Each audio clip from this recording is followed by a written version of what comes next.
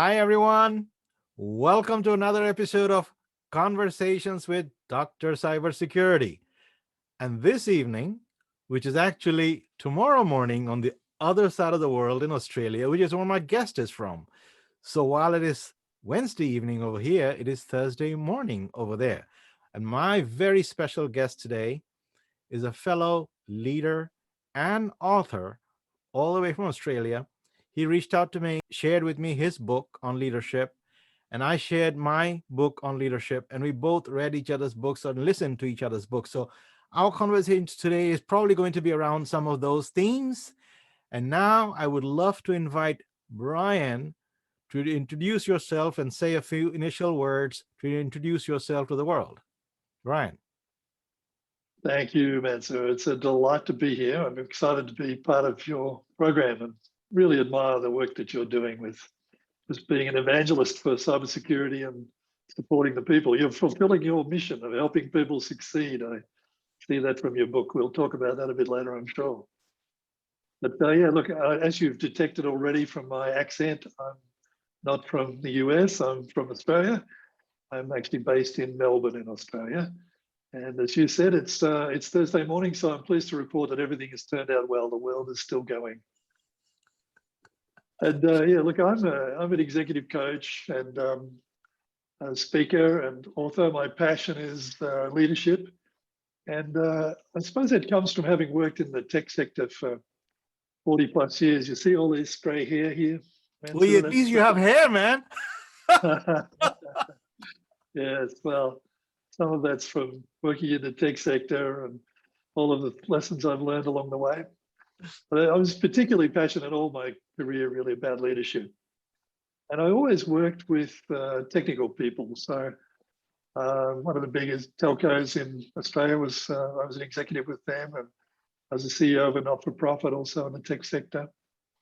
And I was always seeing this transition that people make through their careers. And no doubt you've seen it, and your listeners and viewers will have seen it too, that you start out your career in some technical specialty area, and then there's a transition generally that people go through, and often it's a transition into leadership.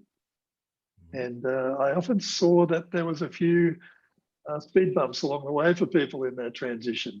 You know, they've been used to solving technical problems, and now really as a leader, your job is not to solve all the problems anymore, it's to get results through other people. And it was often a difficult transition for many people. So it wasn't always called coaching, but I was often helping them get their message across, influence their stakeholders, bring their teams along with them, influence their management. You know, lots of different ways that they needed to build their influence. And so I've distilled all that thinking and the work I've been doing the past 15 years or so as an executive coach, specializing in that area. So that's really my sweet spot, Mansur, is to work with technical leaders who've transitioned into leadership and want to build their influence. The book I've written is called Leadership is Changing the Game. I no doubt we can talk a little bit more about that, but the central thesis of it is that the leaders need to build their influence. So not just get a little bit better at influencing others, you've got to get exponentially better. I've described an influence curve that they need to go up as they get increasingly more influential, up, down, sideways, all directions. Influence their vendors, influence their teams, influence their management, boards even now as cyber becomes so prominent. It's really all about influence, and we can talk a little bit more about that if you like, but that's a little snapshot of me. As you can tell, I'm passionate about leadership. Your passion clearly shows. That's the beauty of it, and everything boils down to leadership. I think that is a very common foundation that we both have, and that is probably why your book resonated with me quite a bit, because I was seeing, okay, here's a person on the other side of the world pretty much trying to solve similar kinds of problems. You also recognize it's all about digital strategy today. But the biggest problem is that the digital strategists are often not able to bring everybody else. They're so used to solving the problems at a technical level that they still want to do that, even though they may rise in authority. And part of the problem, so this is one of the things that I would love to get your take on that. I think part of the problem, at least in the United States that I've seen, is the culture, because we often equate leadership with a position and authority. And you may have seen that in my cybersecurity leadership book. I don't know if you experienced that one, because I saw that people did not understand that management and leadership are two different things, because leadership doesn't Mm, come from a role. yeah. Everybody on my team was always a leader. I expected that. Everybody that I always interact with, whether they're a student or whatever, are always leaders. So I don't know. I mean, what are some of your thoughts, and what things do you want to talk about? Do you have any Yeah, look, questions, themes that's a that you great want to? start. That's a great start, Mansur. I think I often get asked that question. What's the difference between leadership and management? Mm-hmm, And I think it essentially boils down to the title of my book. So the title of the book is "Leadership is Changing the Game." mm-hmm, So really, it's saying that the job of the leader is to take us somewhere new. The job of the manager is to keep things going and look, don't for a minute say we don't need that. We need people who can keep things operating and keep it operating smoothly. But really, history is littered with examples of businesses that were well managed but didn't change the game. They right. were well managed over the cliff. Yes, I yes. mean, I there's see. a I love that simplistic definition. So the definition that I was typically using is that leaders are more interested in the outcome, whereas managers are more interested in the process. But you also define it in a slightly different way, which is also terrific, because again, management is more interested in the status quo. yes, Leadership is interested in where are we going, future, let's reinvent it, innovation, right? correct, correct. And I think there's going to be a market for those kind of leaders, those kind of leaders who can take us somewhere new, and particularly in cyber, such a rapidly changing field. And as companies become increasingly dependent on technology, they introduce more and more risks. Mhm. I think the prominence of cyber people is going to rise Yes, again I because of this. believe that both the philosophy that you're coming from and the aspects that I come from, these two kinds of books should be helping the executives of the world, the type of executives that we need. Because part of the problem is that many of the companies, their doom, although predetermined because they were not changing, took a longer time. I sincerely Yeah, believe that because the pace of technological change is now geometric, yeah, the demise of companies are also likely to going to be much more rapid because of lack of innovation. And I'm actually right now I'm seeing that in academia. Academia was very slow to change over the last 40 years. And then this pandemic hit, and all those people that never did a digital strategy, never had online, I believe about 25 to 30% of academic institutions, at least in the United States, are going to go out of business. interesting. Yes, that's a great example. Yeah, and really, if I can give some examples from history, you might remember, your viewers probably a bit younger than might not be Mhm. aware, there was a company called Digital Equipment Oh, yeah. Corporation, DEC. I had Yeah, friends very there. okay. Okay. There's a very famous company making billions of dollars even in the late 90s. Uh-huh. And but their business was based around mainframe computing Mhm. and really failed a couple of times to reinvent as the personal computing became more obvious as the next technology. Mhm. Didn't reinvent fast enough, and it was a company that was very well managed. Mhm. Was held up as a Harvard case study in business courses. This is how you manage a business, Yep. except So was Kodak. over a cliff. Kodak's another good example. Yeah. So these are sort of major examples, but throughout my career, I've seen it happen a number of times. It happens in professions where people don't reinvent themselves, job titles get lost, and so the job of the leader is to be constantly reinventing. And in cyber, there's a great field, I think.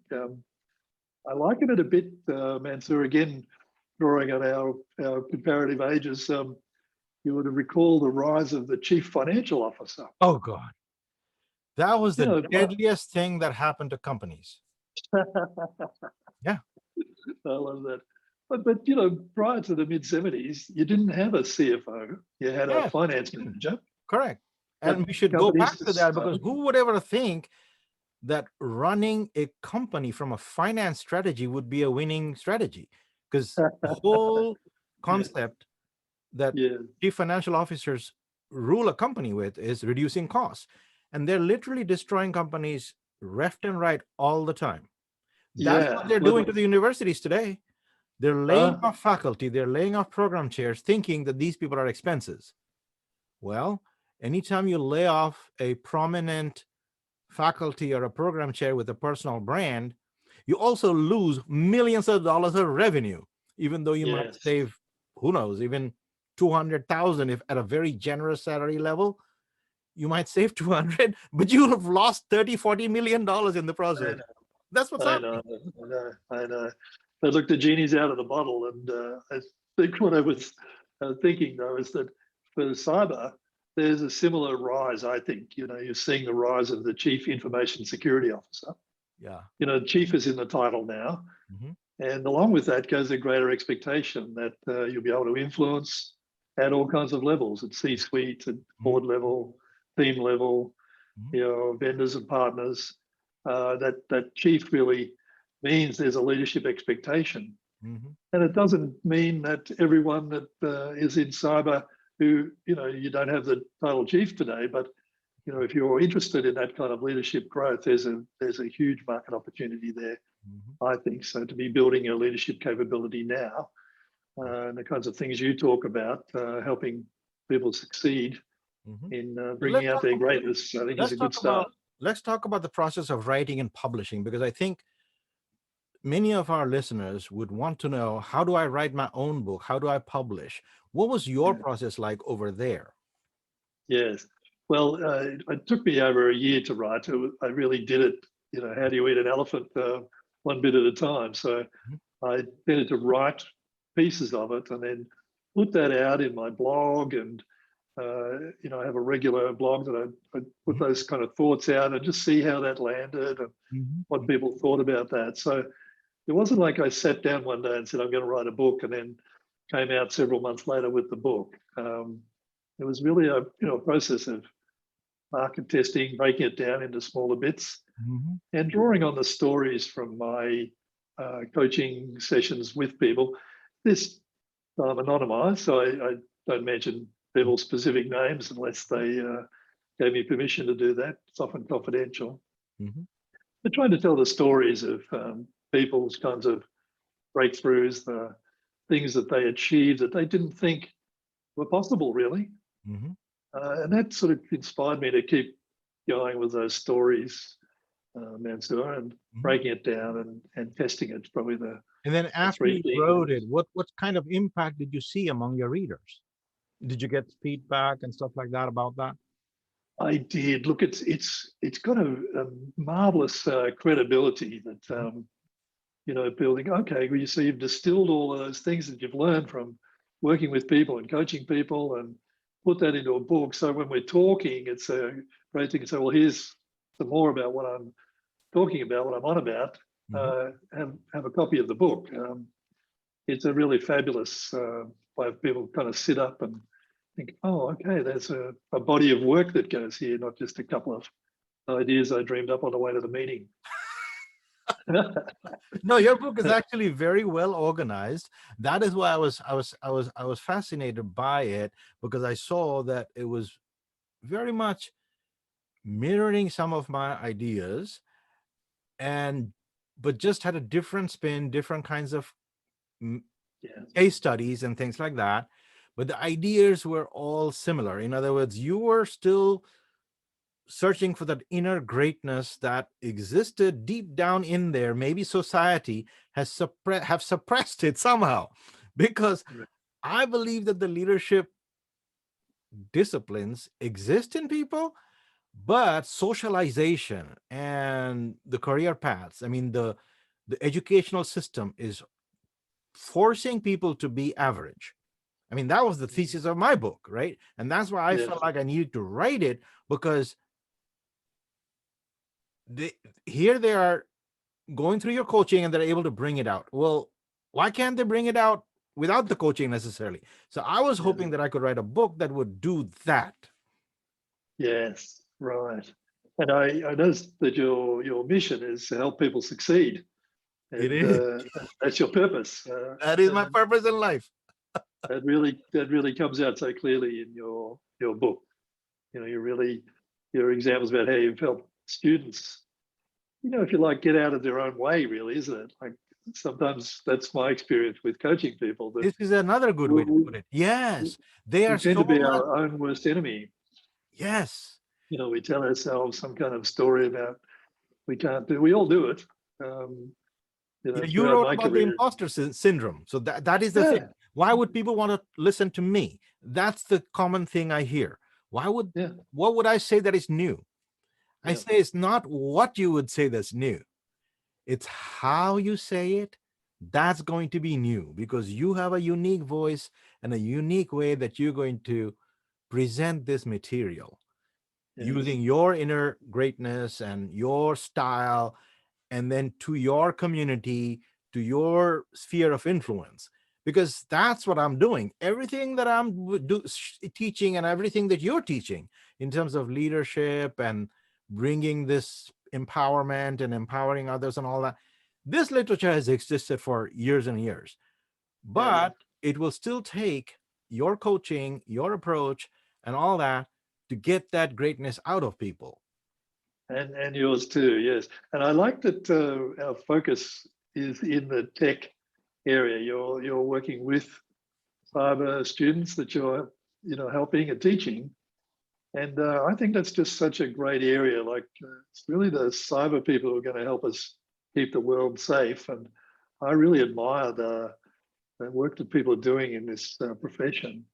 And Right. So I'm there's not not. doing only the technology people. I actually believe that every business executive, every human being has to adopt technology in their both personal and business life. They have to do it in order to succeed in the future. Yes, So, what I'm doing is empowering people through technology and helping them understand that they can build their brand by exploiting technology both in their business and personal life.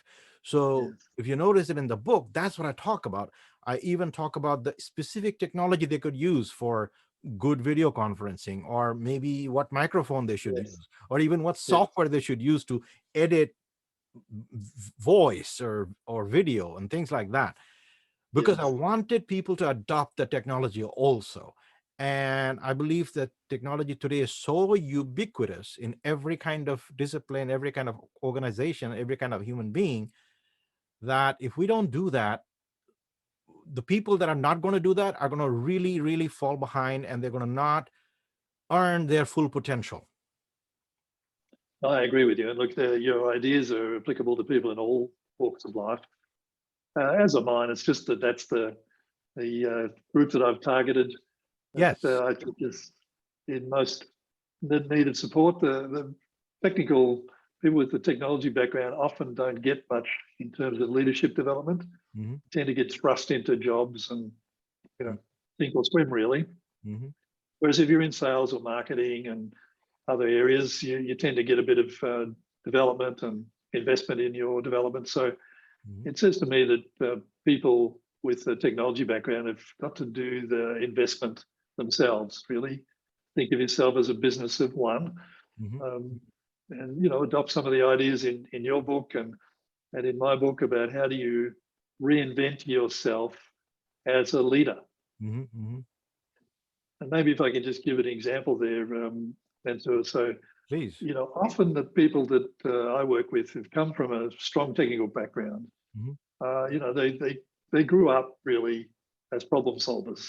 Hmm. Hmm. Just loved building computers and automating all kinds of processes, and they're doing it from a young age. Took all the math science subjects and Hmm. got into a career and specialized in some area, and you kind of grow vertically in that specialty area and get really well known for it. Build a brand, if you like, as that great problem solver.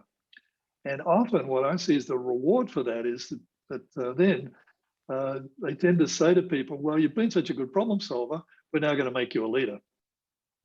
And then get thrown into the job with not much support for how do you now build your influence as a leader. And so that reinvention that I talk about, the first part of moving up the influence curve, I think is about how do you reinvent your inherent strength. Let's say it is problem solving. How do you now reinvent it? What I mean by reinvent it is now apply it to the new problem. So the new problem is how to get other people to solve problems. Does it make sense? So the job now is to reinvent that inherent strength you have of problem solving. But instead of solving all the technical problems, your new problem is how to get other people to solve problems. And that's a really complex problem. People and relationships, complex problem. So how You are never you really engaging your know. community of supporters? So how do you go about evangelizing and gaining more supporters, and how do you engage with your supporters? You've kind of seen the way I do it. How do you do it? Yes, well, I mean, a couple of things that I do are similar. I've got a regular blog post once a week. I put out a leadership update and try to talk about some of these topics. LinkedIn is probably the area where I'm the most active. So welcome anybody who's on this call or who's listening in later. And welcome to connect on LinkedIn. I tend to post about 3 times a week on LinkedIn. Again, short stories, examples of people's breakthroughs in leadership, something practical. Like you, I try to give people valuable content that they can use straight away. So, you know, I don't believe, well, you know, come and see me and pay for my program is the only way that you're going to get any value. I think, you know, like you, I notice you're very generous in giving away value to people. And I follow a similar philosophy. I think it all works out in the long run. Yes, it certainly does. No, it's wonderful. So it is absolutely wonderful that you came and chatted with us, Brian. And if you have any final thoughts. Mansur, I'd be happy, Mansur, for anyone who's listening now or watching, or anyone who watches later, be happy to receive an email, and I'd be happy to send a PDF copy of my book. A little bit harder to ship it to them, but happy to send a PDF version for any of your listeners. Should we say until the end of April, the offer will be open until? Totally up to you. That's what we will say. Okay, let's do that. End of April. All right. Yeah. Well, fantastic.